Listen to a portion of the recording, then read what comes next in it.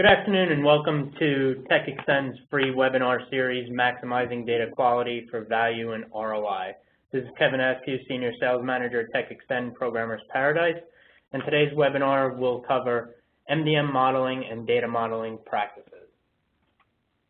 Today's agenda will include a brief overview on who we are, then the MDM modeling webinar with Victor Rodrigues, our data management and data warehousing consultant, followed by a question and answers period, and then a summary. A brief intro on who we are. I'm going to read some information on what we're doing with our company here. For nearly 30 years, Programmer's Paradise has served the software development and IT communities with the best selection of software, terrific values, and a commitment to service excellence. 30 years, much has changed in that time. From our early focus on developer and database tools, our customers and the evolution of technology itself led us to extend our solutions focus into infrastructure tools such as virtualization, cloud computing, business continuity, networking, and security. A few years ago, we launched our TechXtend division to serve our customers' demand for total technology solutions, the software, the hardware, and the services to implement them. Many of our customers now know us as TechXtend and rely on us for a broad range of their information technology needs. So in order to continue to serve you even better, we've decided to merge Programmer's Paradise into TechXtend as a single business unit. Over the next few weeks, you'll begin to see changes when you visit our programmers.com website and when you place an order online or through your TechXtend Programmers representative. Some changes are already taking place. You can now order hardware on www.programmers.com, and your order confirmations and invoices carry both the Programmers and TechXtend logos. When the merger is complete, the Programmers and TechXtend websites will be combined as www.techextend.com. Your web searches for Programmer's Paradise will be redirected to the new site. For you, you don't have to do anything. You'll still get the great service, business value, and selection that you've received from our separate divisions. All your account records, logins, order history, email subscriptions, etc. from both Programmers and TechXtend will be available on the new TechXtend.com website. Rest assured that this transition will be seamless to you. We will still be your go-to source for your software developer tools, and you'll also be able to depend on TechXtend for all your other IT needs. If you have any questions, don't hesitate to contact your Programmers TechXtend representative at any time. Thank you for your business and your continued interest in TechXtend Programmer's Paradise. So TechXtend, an elite CA partner and the #1 data modeling reseller for CA in North America. We have a dedicated CA sales and engineering team. We cover database modeling and infrastructure design and training services. We are the leader in delivery of CA education and an authorized VET VSA partner. Under our database ecosystem is our industry-leading tools for your end-to-end development needs, including defining, designing, developing, testing, deploying, and managing. Without further ado, I will now turn things over for the MDM Strategies and Data Modeling webinar to Victor Rodrigues. Victor? Thanks, Kevin. Thanks, everybody, once again for joining us. I know many of you may have attended previously, but some of you may be new to what we're doing here as far as the webinar series goes. And today we'll actually be talking about about the topic of MDM and what strategies you can implement and what teams, how you can leverage your data modeling teams. Sorry, I'm distracted here for a moment, just trying to take control of the presentation. All right, I think I have it now. So thanks for bearing with me there. But yeah, as Kevin mentioned before, it's exciting times, kind of taking the company into like a broader focus on having more complete solutions. And the topic of MDM, of course, really fits into that idea of like a broader solution and kind of seeing the company from a more higher level, like an enterprise level, rather than at that development level, that lower level that, so we want to service those audiences at both ends. We want to have that kind of high level business conversation and also that lower level development, level conversation as well. And that really is where MDM in a large part relates to. So quickly, I want to kind of touch on some topics here, just introduce that, if you do have any questions or would like to have any kind consultation around what training and consultation services we offer, please reach out to me. You can just email ca.irwin@techextend.com. And our services relate to CA Irwin. We are, product champions and business leaders there in education around the products. But we also have services and education around other data modeling and BI tools as well. So please feel free to contact us if you have any questions regarding to those services that we offer. If you do want to have access to the Irwin R8 evaluation software, I'd like to get familiar with the data modeling tools. If you've used them in the past or haven't used them in a while, there is evaluation software available, and you can use that bit.ly link that we have there, bit.ly/Irwin evals, and from there you'll actually see all the suite of Irwin tools and what can be downloaded there for evaluation purposes and getting more familiar with data modeling in general as well as the tool specifically. This webinar and all of our webinars are actually available for on-demand replay at the bit.ly link, which is just Irwin Webinars. And you can feel free to go there after the fact and re-listen to this webinar or any of the other ones that we've had previously. Our previous webinars, most of the time, were really focused on specific topics around data modeling. This is going to be a little bit of a broader conversation, and hopefully it'll benefit multiple audiences. So kind of the goal here is, from the point of view of a technical audience, I hope that we make the case for, to your business team on why you need master data management, where your data modeling team fits into that initiative.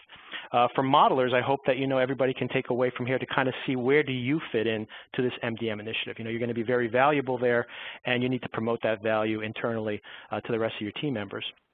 And hopefully for a general audience, this will also kind of give you just an overview, like what is master data management, what does this mean, what processes does it entail. So kind of like at a very high level, what is this process, and of course from a lower level, how do you, where do you fit into that broader view. So quickly, the agenda for today. What is MDM? We'll be discussing that just momentarily. Selecting your process, and we're going to touch on something that I actually, an article from an old Kimball paper that I used kind of as a framework for a lot of what the content here in this email. In this presentation, I should say, this webinar. Common tasks, like what tasks, regardless of what process you're going to implement, regardless of who's going to be implementing the MDM process, what are these common tasks and processes that you're going to need to accomplish? And then, of course, where does modeling fit into that broad view? And then, of course, a QA session at the end. Please feel free to ask your questions over the course of the presentation, and we'll be taking all those questions at the end. Or you can hold your questions to the end as well. We'll get to them one way or another.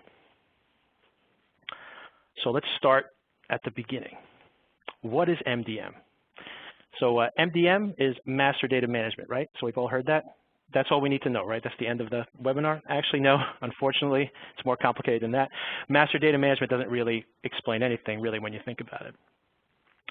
So let's parse that a little bit in more detail. So what is MDM? I think there's been some confusion around MDM in the same way that there used to be confusion around the concept of a data warehouse. So a lot of times people think that MDM is just a system where your master data is stored and maintained and the processes around it. And we'll kind of go into much more detail on that. But reality is that it's actually a combination of systems. There's some structure, but there's also culture, there's process, there's standards that need to be implemented within the context of that structure as well. Similarly with a data warehouse, you'd probably have a similar experience where a data warehouse does entail a physical repository at some level, but it also has, it's more, I should say, more the processes and standards that entail that what's going on inside there with that access that allows that integration across systems, et cetera. So rather than thinking about what is MDM, let's take a step back and really parse that a little bit more. Master data management is, managing your master data. So the real question maybe is, what is master data? So Tom Howey defines master data as the consistent and uniform set of objects, identifiers, attributes, and rules that describe the core entities of the enterprise and that it's used across multiple business processes. So it's a very good definition he gives there. But basically what that is it's saying that it's a combination of processes and as well as these attributes and rules that you actually need to come to a consensus in your company and say, what is the data that is really essential to the company at every possible level? Some come to mind, of course, immediately. Your customer information is essential to every single level of your company. And there's other information as well, like internally, externally. Your employee information is very important. And there's a lot of really basic concepts that you need to think about, like how do you define a product, how do you define a vendor, et cetera. So this is yet again another iteration, we probably hear this term every 10 years or so, of this concept of a single version of the truth. So starting with that term of master data, and now we need to think about managing that master data. So we need to put in processes in place. Once we've identified this core important data, how do we actually implement a process and a structure, a culture internally to actually manage it? So the first question you may have, and you probably have this often from your business users, is like, haven't we been here before? It's like I mentioned before, it seems like probably every 10 years there's a new catchphrase or a new concept that kind of speaks to this single version of the truth, this idea of like identifying your core corporate assets and standardizing them across the company. So, this has existed, right? Enterprise Data Warehouse, that's supposedly what the Enterprise Data Warehouse was going to do. Isn't this why we got an ERP system? Haven't heard that previously. Even if you go back to just the relational modeling in general, relational databases, that the idea of, establishing those business rules within the context of a relational database, that was going to do that, right? Is unifying your data, give you, you knew that you had a one-to-one correlation between the data on your parent and child tables, right? So a lot of this seems familiar, but the reality is that master data management takes things to another level. And the real culprit here, people might say, okay, is this just somebody else trying to send me another service or sell me another concept, or, to kind of show off their expertise or show their value, or maybe just trying to sell more software? And that's possible. There definitely are, you can make that argument in some cases. But the real culprit here, of course, is the massive explosion in the complexity and amount of data that we constantly need to harness. So when you think about that, a relational database was probably fine at some level for modeling this kind of, standardizing your corporate assets. But then, you suddenly have, due to mergers and acquisitions, or just the fact that many different developers had many different versions of the same data in many different applications across the enterprise in many different source systems, maybe even source systems that some are Oracle, some are SQL Server, my data warehouse is in Teradata, et cetera.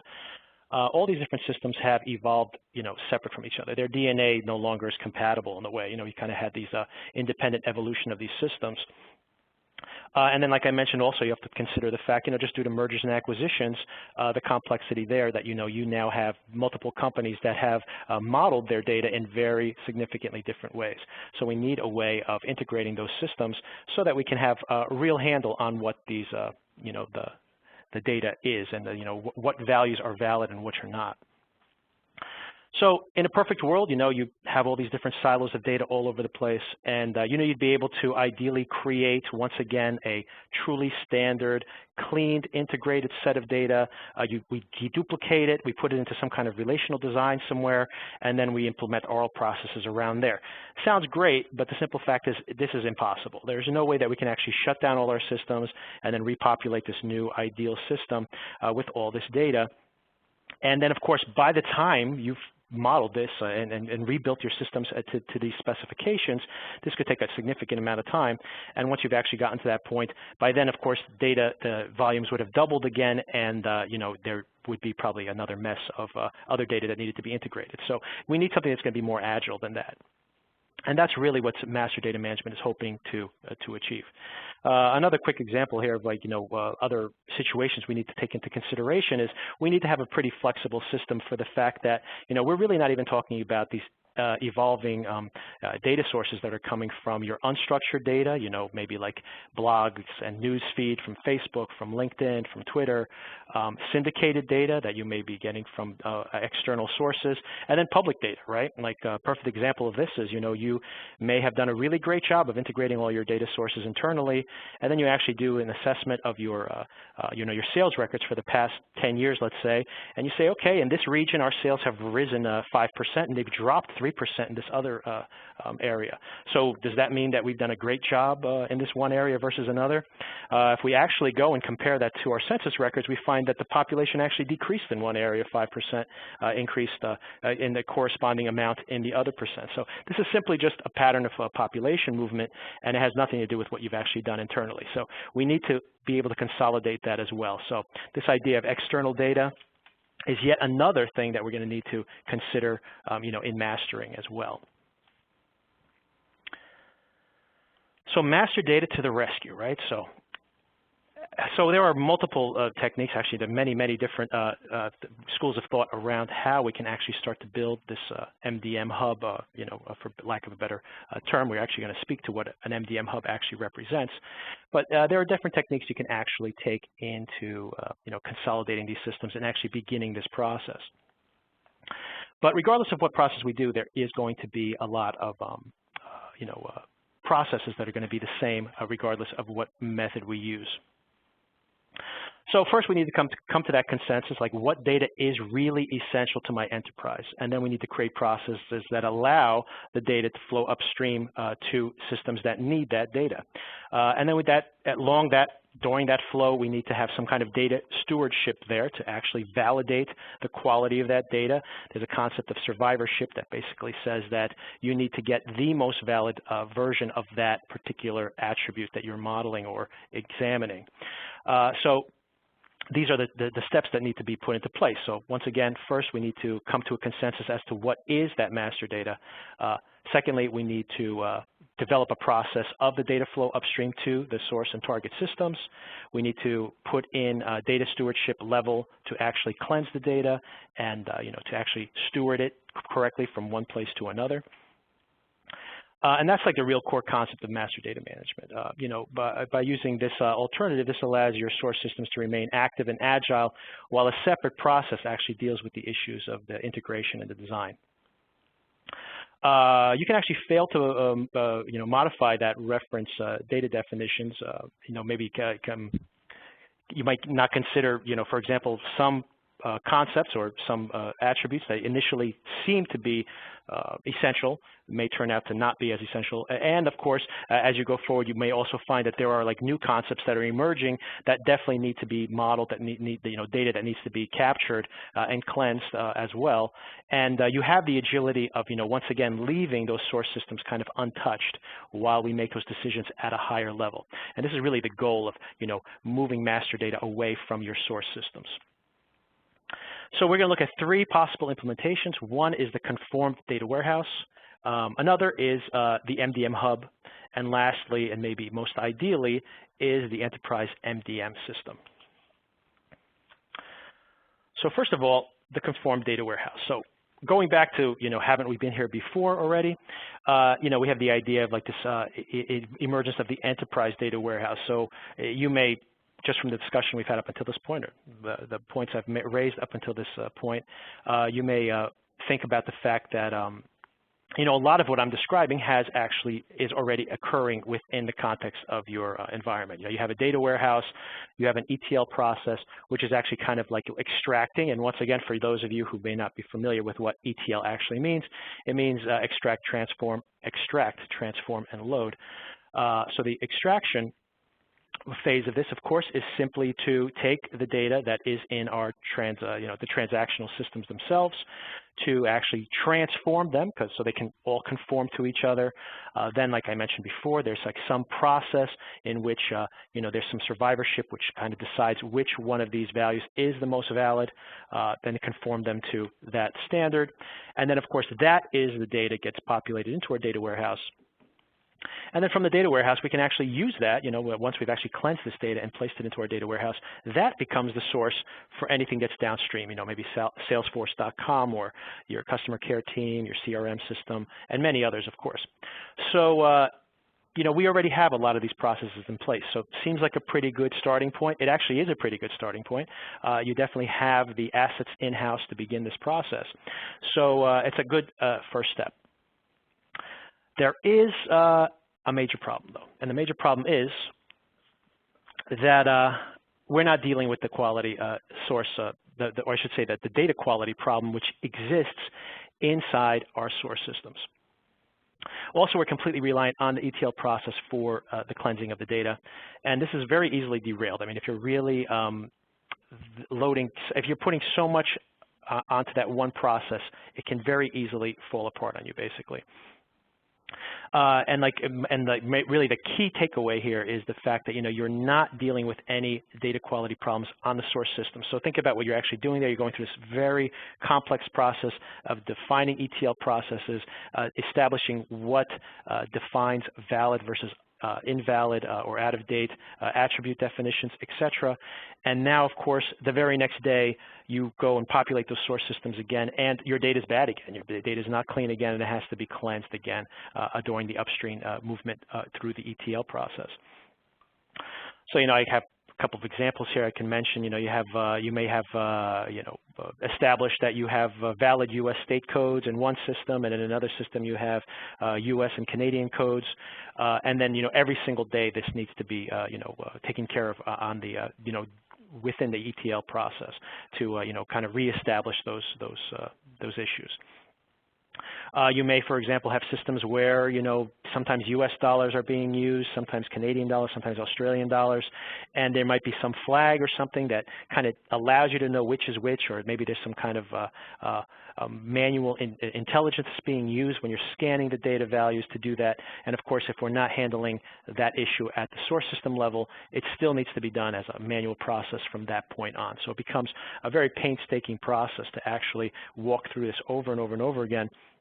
And we really need to think of a better way of, thinking about how is this data going to be handled, and when it's going to land, how it's going to be dealt with. And that leads us to option 2, which is this concept of the MDM Hub.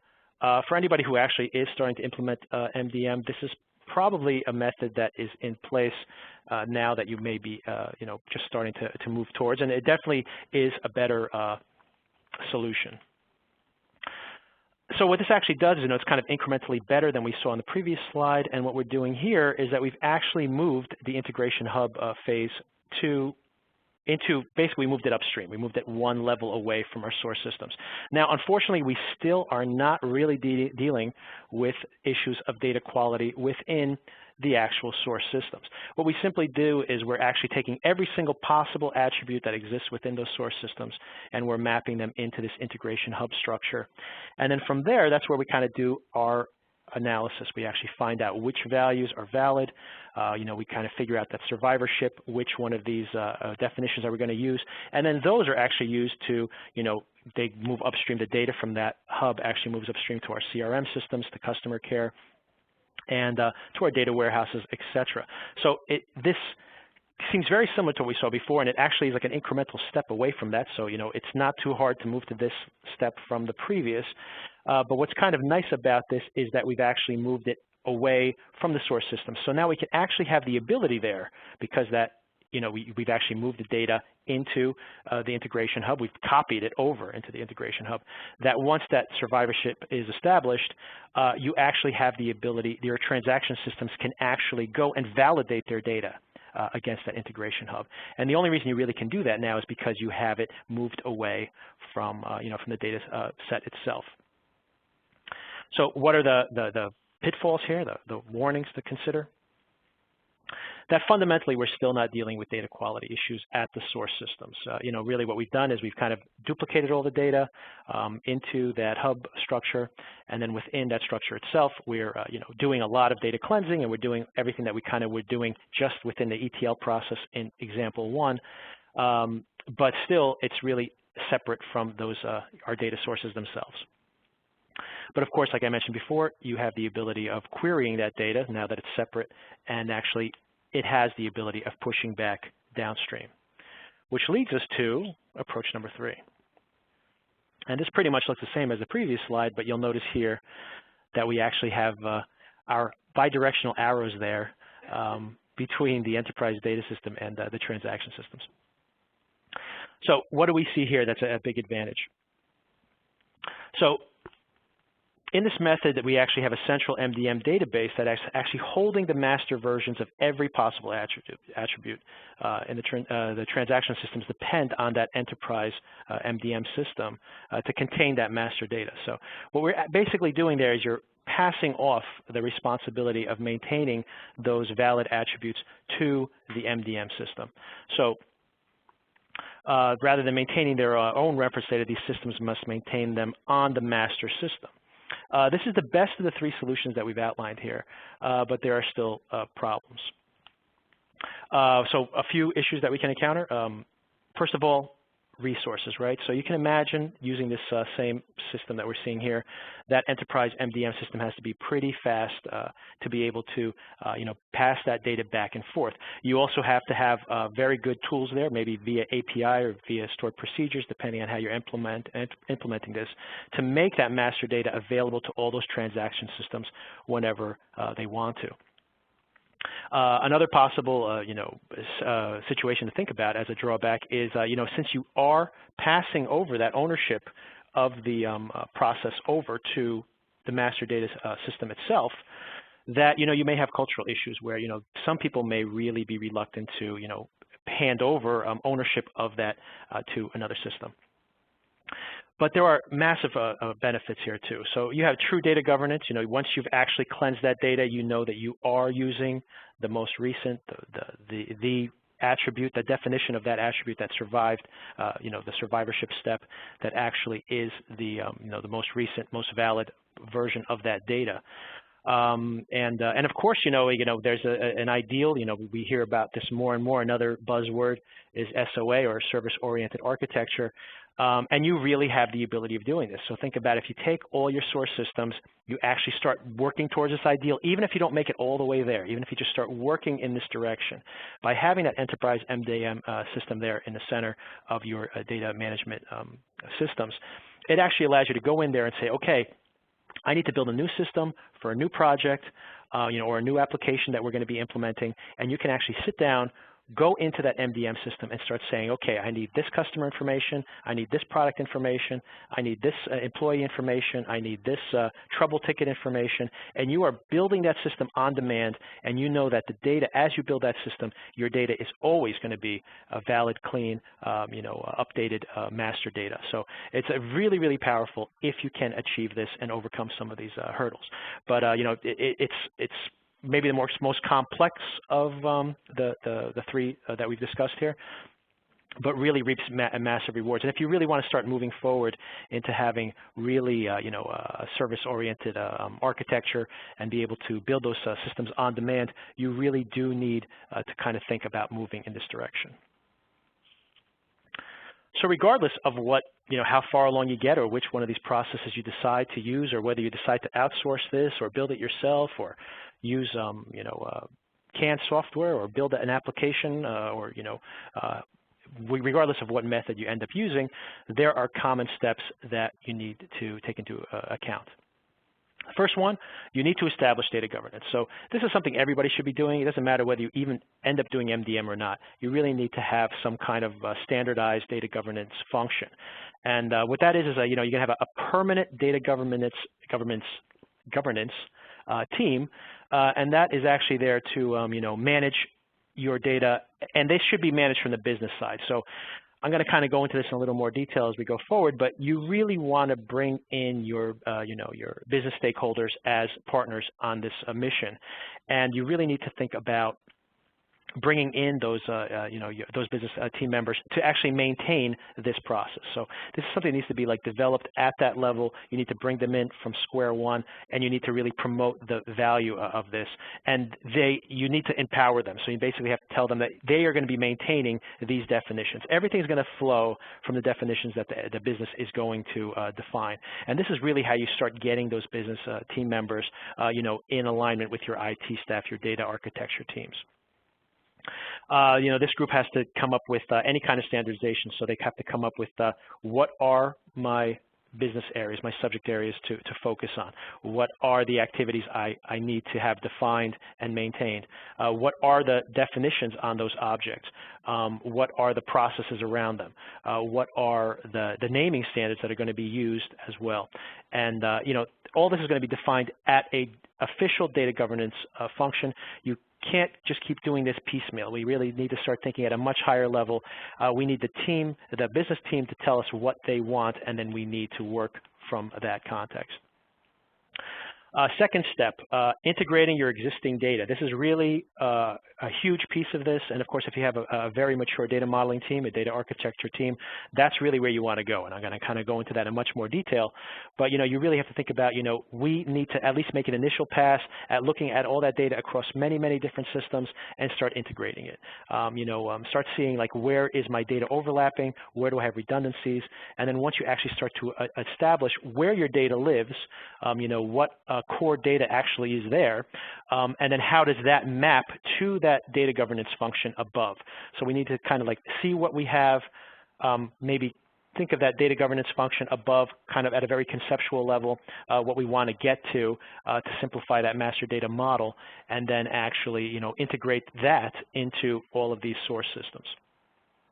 So you're never going to get 100% right on this, but if you can just get to 90% of the way, if you can just get to this phase, actually, then you're really ahead of the game when you compare yourselves to other business teams that are out there, your competitors, your corporate competitors.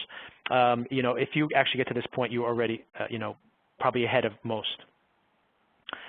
Third step is really you have to work towards the ideal. Like I mentioned before, you want to have that Enterprise Hub. You want to basically say my data is always clean, has always been gone through this entire process, and I'm always building my systems or updating my systems from that latest version of the clean data.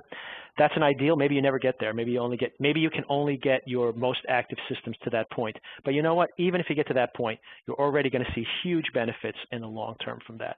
Every single time, if you get a new CRM system in, if you get if you're moving to Salesforce.com or something like that, or you're bringing in some other partners, if you do need to integrate your syndicated data, imagine you're spending good money to get syndicated data, and then you actually don't know where to feed that data into. This is going to have huge rewards down the line, and you really need to take that into account, when you're, as part of your process. And this all kind of ties into enlisting others. You really need to say, like, I need to find people to partner with that are going to reap rewards from this. I have to make the argument to them. And then if you kind of get everybody on board, this is not as overwhelming a process or an issue as you may find. So, you may want to talk to your customer service teams, talk to your CRM teams. They're going to benefit from having their data clean. You may want to, enlist your business team, your members, who have had issues, getting good, valid values for their reports. You may want to, make that argument to them as well.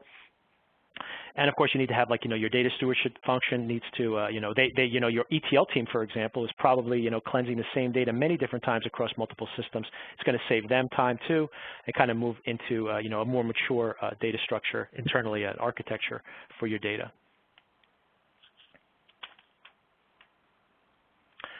So finally, where does modeling fit into all of this?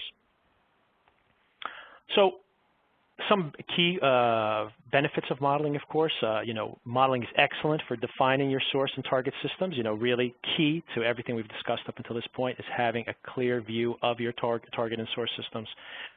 Exporting your metadata to your ETL teams, your BI teams, your MDM team. If you actually do have MDM tools that you're actually using, there are methods of getting that metadata out from one to the other, rather than like writing notes on an email or putting it into a spreadsheet or something like that. Design layers to link models. Irwin and other data modeling tools actually have concept of design layers that actually allow you to link the attributes across multiple models. It's a very powerful tool to actually be able to have a tool that's managing these relationships that you may just have kind of conceptually start jotting down on a piece of paper. You can actually see how the data is flowing from one model to another, from one design layer to another, and that's really where the concept of design layers comes in. Visualization, of course, right? And identifying your assets, and I'm going to talk about that in a little bit more. But you have corporate assets that you may not even be aware of that are really going to help you with your MDM strategies. So Integrating your systems. So here we have like a little screenshot here of an Irwin, a dimensional model that kind of has, a dimensional design of some tables. And, we've actually modeled this within a diagram. Of course, whenever you see a model, it always has much more information than just, the concept of a diagram or the concept of a design. And what's nice about this is, you oftentimes already have these models laying around, especially, if you've had users that have been using Irwin or some other data modeling tools for a very long period of time. They actually have probably modeled all these systems already. So really great place to just start off and say, okay, I need to see my design. Hey, I have that. I can actually show that to you. You can actually use these data modeling tools to generate reports you could publish to your stakeholders so they can analyze that, of course. And then you also have the ability of, here's another example of just like a source system here. This is where we have a target and source system that we may want to have integrated. Here we have the ability of just generating a textual report. And in this case, we've actually created a UDP, which is just a user-defined property, which is just additional metadata. And in this case, we're actually attaching a data steward here. We just have the name David here, and we've actually filtered down on it. So the tool here actually allows you the ability of saying, okay, well, I have a data steward that's going to be, the steward on these domains or these attributes. And you could very easily create a report somewhere, in a spreadsheet or something like I mentioned before, that actually contains all of this information. But if you already have the models, you already have your data modeled to some extent, why not put these, your business processes, why not, put your data stewards, why not, put any kind of notation regarding to the ETL, et cetera, with the data. I mean, you already have the models, put the two things next to each other.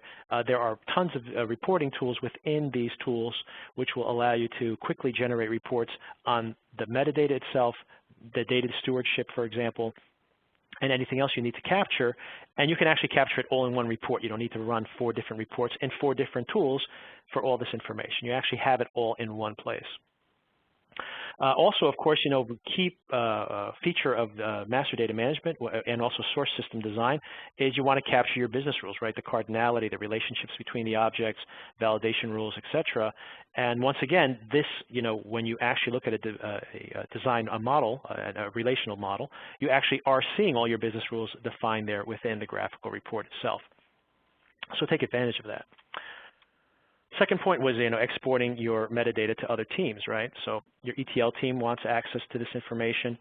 You also have, for example, MDM tools, or maybe you have a web development team that needs access to the class definitions of your data structures, and you can actually export UML. So what this actually is here is the meta integration bridge. This is right from an Irwin screenshot, but you actually have the ability of generating that metadata definitions in like the proprietary format for those tools. So whether you're trying to export to SAP NetWeaver, for example, or whether you're just which is an MDM tool, or whether you're trying to export your Informatica team for ETL definitions, or just generic UML class definitions. Not only can you export, you can actually import. So once again, partnering with those other teams, the software becomes a hub for actually integrating all these different systems, and that's really our goal. So design layers to link our models. What the Irwin software always allows us to do, I think I might have forgotten a screenshot there, but what actually there's a missing screenshot here, but what I wanted to actually show is that the Irwin actually has design layering concepts, which actually allows you to create a layered design across multiple models. So for example, like I mentioned before, you might have a data warehouse model and source systems that need to be mapped, or you may just simply want to have an MDM model that you're building from scratch, and you want to have linkages to all of those source systems, and you need to have definitions there. Irwin actually allows you to define a source system, link it to all of its data sources, and then of course, once you save it, in this case here, you can actually save it into a central repository. Irwin has a model manager that allows you to actually put all of your models, all of your naming standard files, your data type standards, all in one central repository. So not only can you report on it like we've done here, but you can also collaborate there. So you can imagine that, I already have access to my source and target systems. I can run reports across multiple systems.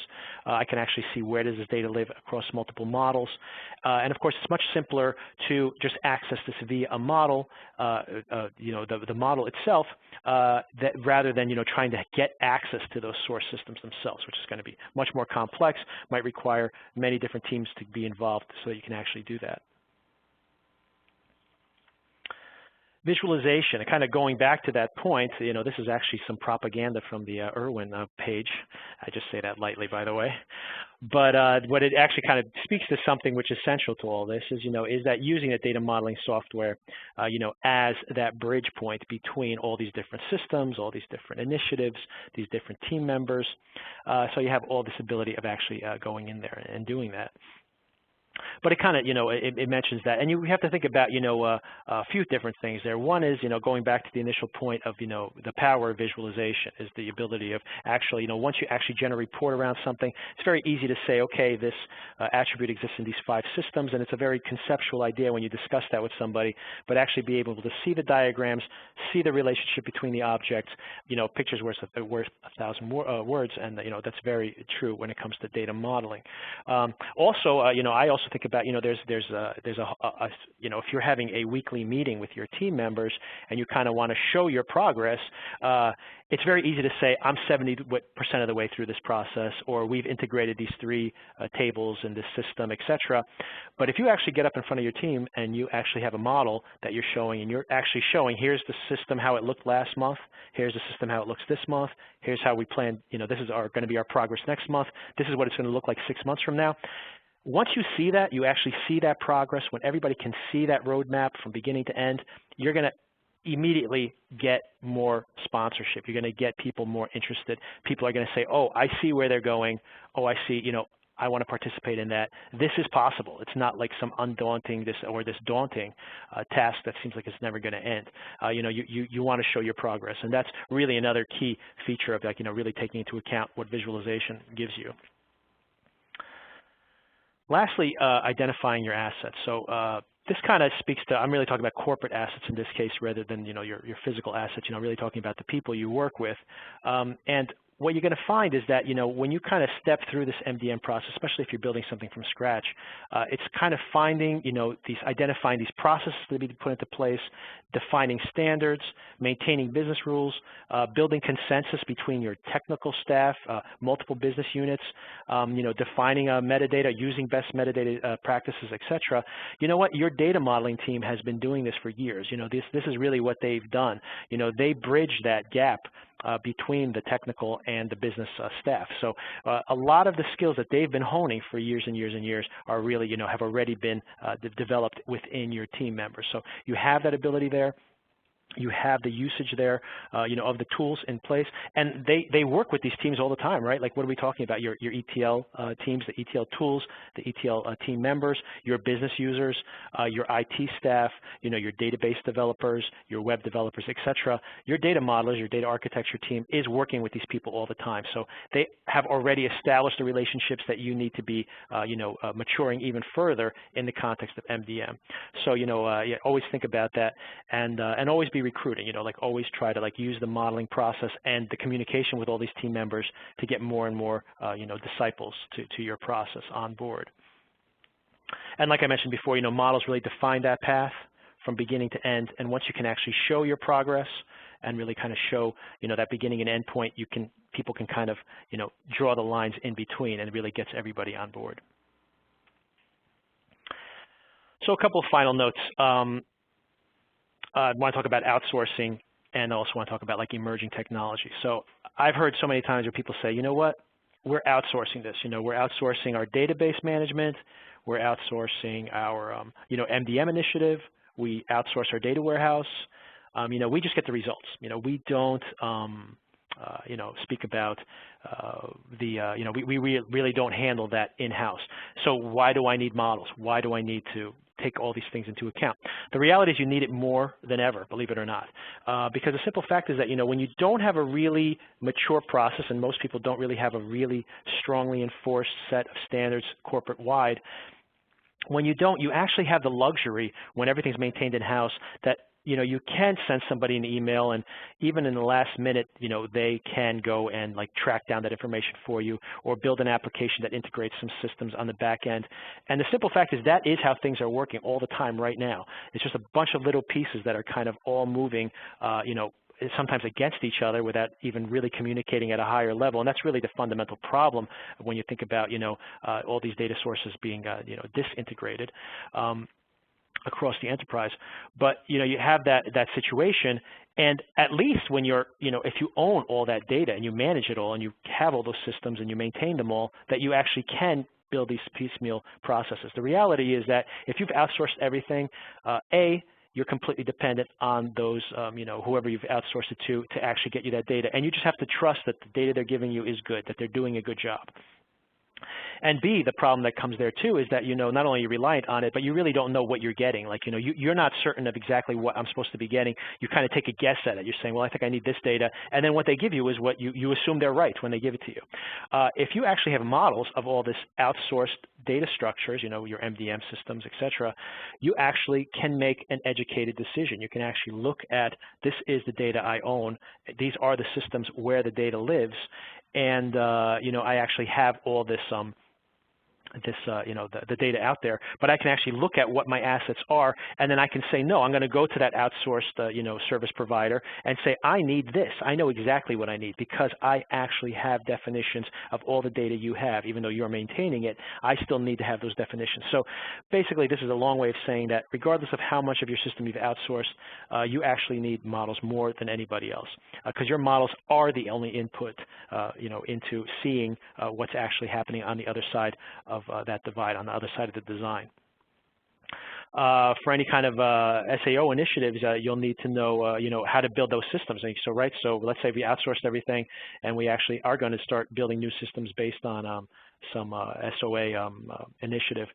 We actually need to have a definition of exactly what is in the MDM system to build that. So just another example of where you really need that. How about emerging technologies? So NoSQL, this is kind of such a vague term right now. Does it mean, you know, no SQL at all, like I refuse to use it, or does it mean not only SQL that's been redefined so many times? Basically, it just means non-standard relational modeling or non-relational models, or designs, I should say. It doesn't matter. You still need models around this. You still need to have access to that metadata. You need to understand how the design one relates to another. So it's still equally valid regardless of, even if you're using a NoSQL. XML database is just one form of NoSQL. But once again, still equally valid. You need to understand exactly what your metadata is, where does it live, what systems does it live in, and then, you know, so you can actually start building processes for migrating that data or simply for using it in the future. Virtual MDM, right? So this is another big emerging technology. This is actually probably the direction that MDM is going to go in. Personally, that's what I think is going to happen.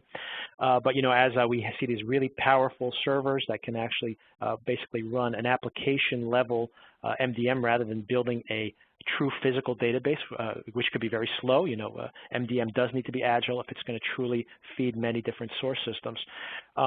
Regardless, once again, even if you're using virtual MDM, you need to have a data model more than anybody because you don't have a physical structure that can be tweaked easily. You need to be able to understand it. And of course, a model, just like anything else, it's much easier to modify, to run testing, to do impact analysis on a model than on an actual system. So regardless of whether this is a virtual environment or a physical environment, we need to take into consideration the modeling itself.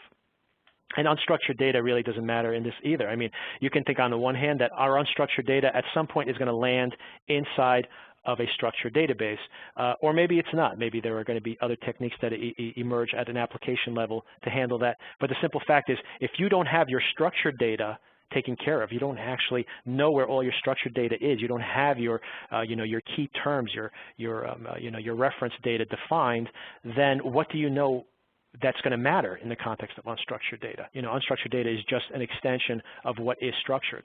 So we need to take that into account. So it doesn't negate a data model. It actually just enforces it to some extent. So, in conclusion, MDM is a process of identifying and maintaining enterprise master data across multiple systems. An enterprise MDM system architecture is ideal, but it's often difficult to implement, but definitely worth trying to achieve.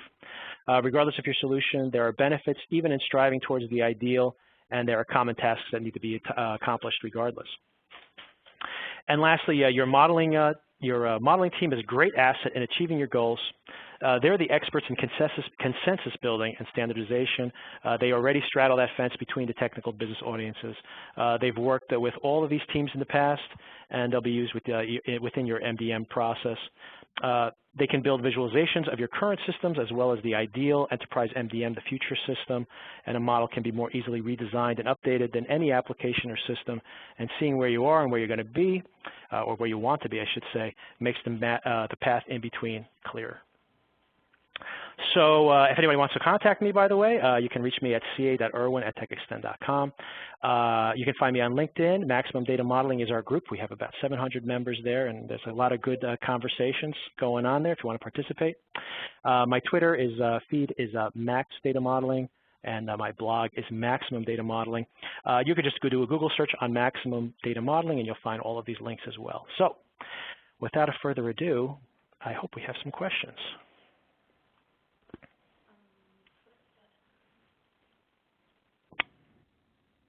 What are the technologies between the source systems and the MDM Hub? And along with that, what about on-demand MDM or federated queries rather than persisted hub or DW? There's a lot of questions in there. Let me actually take a look at that one point at a time.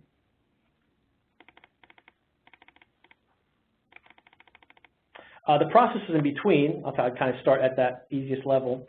The processes in between are, our ETL. So basically what that comes down to is, I'm sorry, I'm just taking my headphone off. The processes in between there are really ETL. So it's really that extraction, transformation, and loading. And that is it's a very mature process, and most of your corporations have already, have a very well-established ETL. There are many different tools in place. Some of this is being manually done. There are very common tools that are in place. Informatica, for example, that is commonly being used for these tools that are built around these processes. So there's a lot of different methods. And just like anything else within MDM, I mean, it's something you can build yourself, or there are tools you can use. Really the goal, maybe the key takeaway of all this is kind of like empowering yourself by knowing what your source systems are and starting to define a system, even if you decide to, outsource it in some way.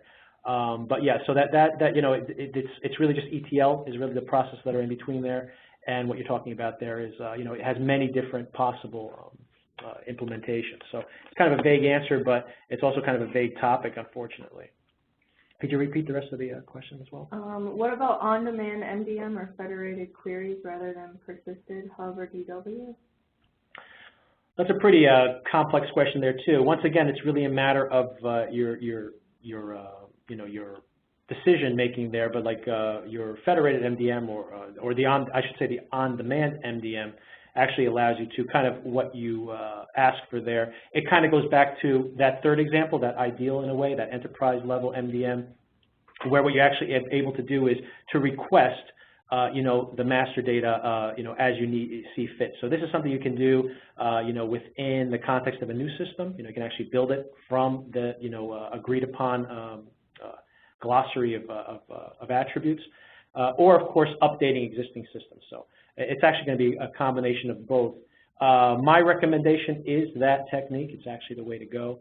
I definitely think it's going to require less upkeep, and it's going to be more flexible in the future versus, a conformed data warehouse. Okay, and please compare, contrast the role of data stewardship under MDM and the other options. Please compare, contrast that role of data Stewardship under MDM and other options. I'm not exactly sure what you mean in that context. It's really not that different. Data stewardship is really not going to be significantly different in the context of MDM versus the other options. You're still going to basically have, the idea of, you're going to be compiling all of the available attributes across all your source systems. You're going to have to kind of come up with some criteria to establish like the survivorship of that attribute. So for example, if I have the same customer information, 4 different email addresses, which email address is the valid one? You could say, okay, well, we have somebody who logged into their account online using the web portal that we have for account access. They updated their email address there. Obviously, that survivorship on that attribute is the one you're going to be using versus maybe like an old AOL email address that you have from 4 years ago.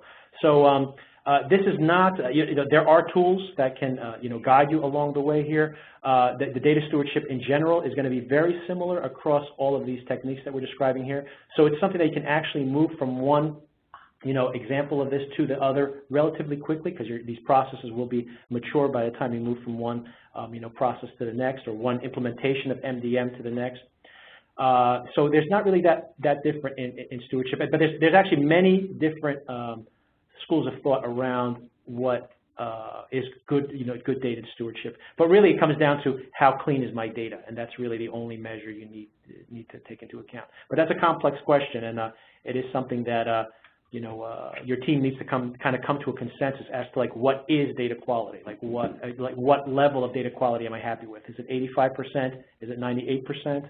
And then kind of building methods around that gets you to that goal. So really, you need to think about data stewardship is really about getting to clean data rather than I think really being like locked into a particular method. Do you have any other questions? All right, that's all the questions we have for today. Thank you, everybody, for attending. This will be available on demand in a little bit, and we'll send you those links in case you want to share this with anybody else. And with that, Kevin. That's it. Thank you, Victor. Again, thank you for attending. And for general questions, please contact us at info@techextend.com or at 800-221-7710. And everybody has Victor's contact information. So have a good day, and we will see you next month. Thank you.